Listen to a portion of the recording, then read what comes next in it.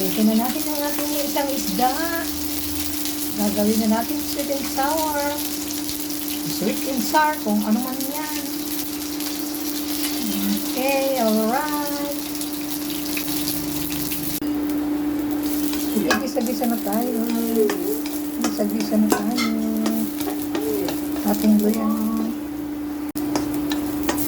Ang bango-bango ng luya. Aroma. Puro kaunti lang talaga. Lagay na natin yung ating gulay.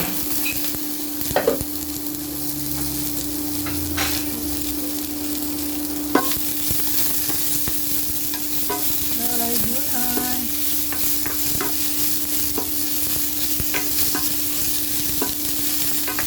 Hindi na ako naglagay ng sibuyas. Kasi ang gusto ko lang luya at bawang ang maaamoy ko.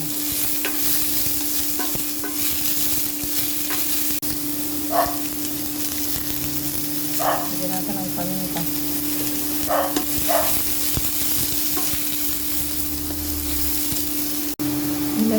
Nilagyan ko na rin ng asin. Lagyan natin ng konting tubig para lumambot ng konti ang ating gulay.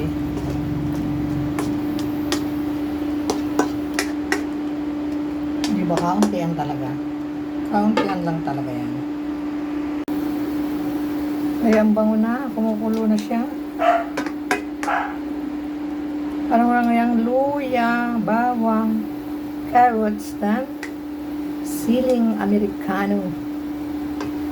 Amerikanong sili. Amerikano talaga. Bango. Bango na, meron na yung suka, asukal, asin, pampasarap. Mamaya ilalagay natin yung pampalapot. Yan, malapot na. Malapot na. Nalagay na natin sa ating isda.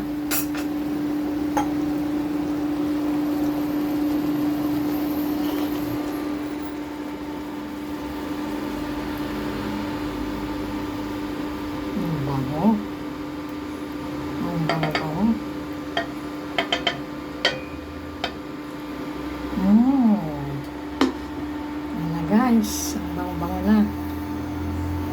Okay, ciao na.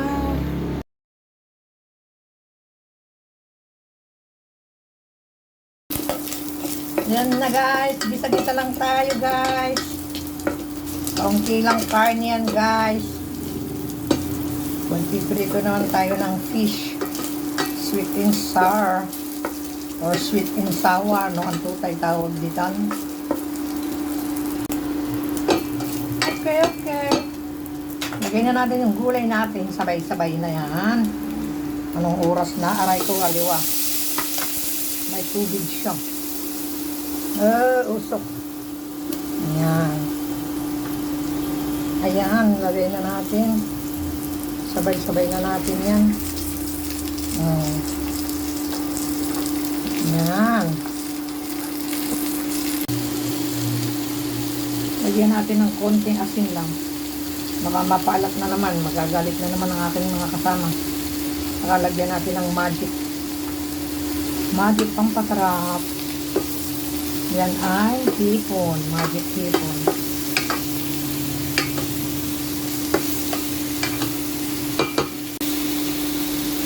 Lagyan na natin ng pampalambot para lumambot na ang ating gulay. O, diba? Chapsuy na kulang sa sahog, diba? Ganyan lang yan. Chapsuy na kulang sa gulay.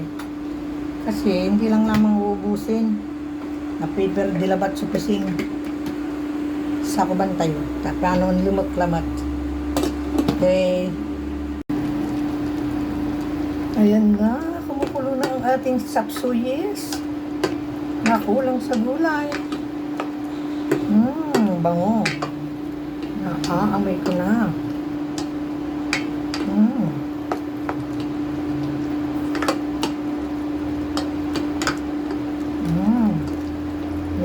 Yummers. Sa kuban uli natin sa kuban. Kumukulo. Lagyan natin ng pampalapot mamaya. Bango.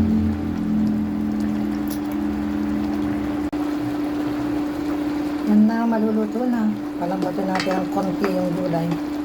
Dahil may kasama tayong senior. Pag matigas ang gulay, pag malutong ayaw. Palambatin natin ng konti yung makakagat nila.